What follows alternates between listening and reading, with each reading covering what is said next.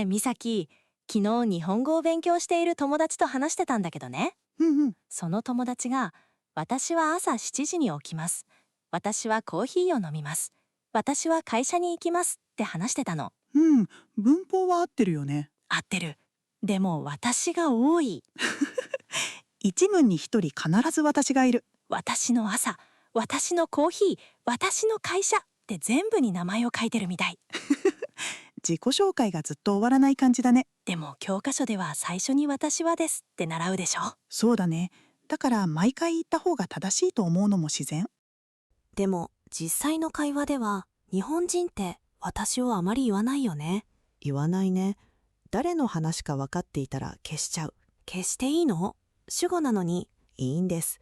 そこで今日は3つのことを話します。1つ目、なぜ日本語では私を言わなくてもわかるのか。2つ目、私を言うとどんな意味が出るのか。3つ目、私が必要なのはどんな時か。ということで始まりましたレイトナイトジャパニーズチャット。私たち、美咲と、今私たちって言った。ここは必要なの。のぞみがお届けします。今日も楽しく話していきましょう。まず一つ目、どうして私を言わなくてもわかるのか。答えは会話の流れで誰の話かわかるから。例えば、私がのぞみに聞きます。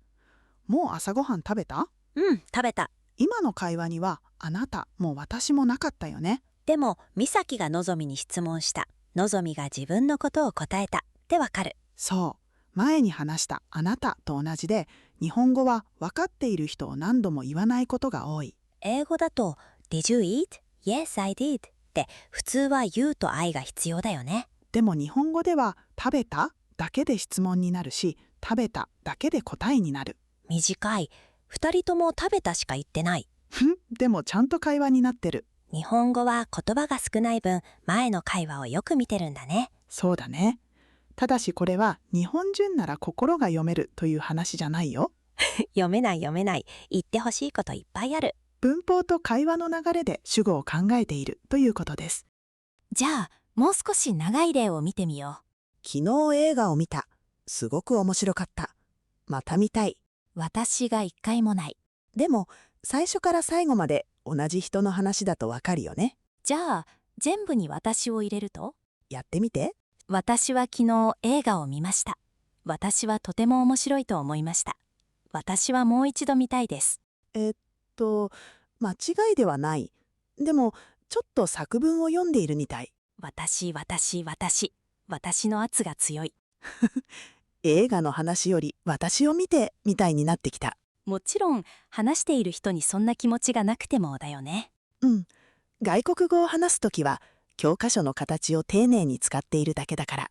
だから、不自然だから全部消してじゃなくて、同じ人の話が続くなら2回目から少し消してみる。それだけでかなり会話らしくなるよ。次は2つ目。私をあえて言うとどんな意味が出るのか。消せる言葉をわざわざ言うんだもんで、何か理由がありそう。例えば、みんなで旅行の話をしています。北海道行く？私は行くよ。この私はには、他の人はわからないけど私はという漢字がある。比べる気持ちが入るんだ。じゃあ、私は知りませんわ。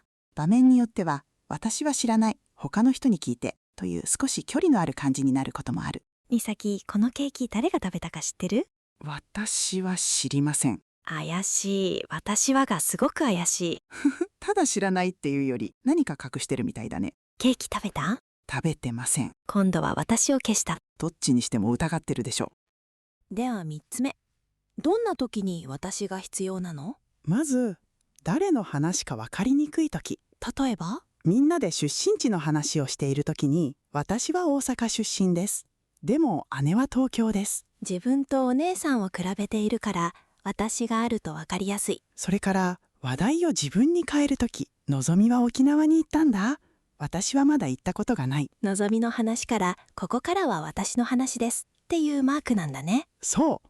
そして誰がするかをはっきり決めるとき、この仕事、誰がやりますか？私がやります。今日のお会計、誰が払いますか？のぞみが払います。なんで急に私をはっきり言ったの？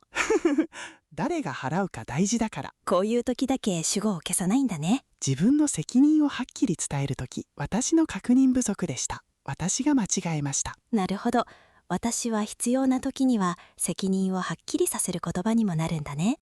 でもさ、私はと私がはどう違うの？出た。はとが。日本語学習者が眠れなくなるテーマ。今日は勉強の回だから逃げられません。でも今日は一つだけ。私は自分について話したり、他の人と比べたりするとき。みんなは行かないけど私は行く。そう。私側は誰という質問に答えるとき。誰が行く？私が行く。完璧。今はそのくらいで大丈夫。よかった。急に黒板が出てくるかと思った。黒板はないけどテストはあります。聞いてない。冗談です。そういえば日本語の愛って私だけじゃないよね。そう。僕、俺、うち、自分などいろいろある。選択肢は多いのに会話では全部消すこともある。選択肢は多い。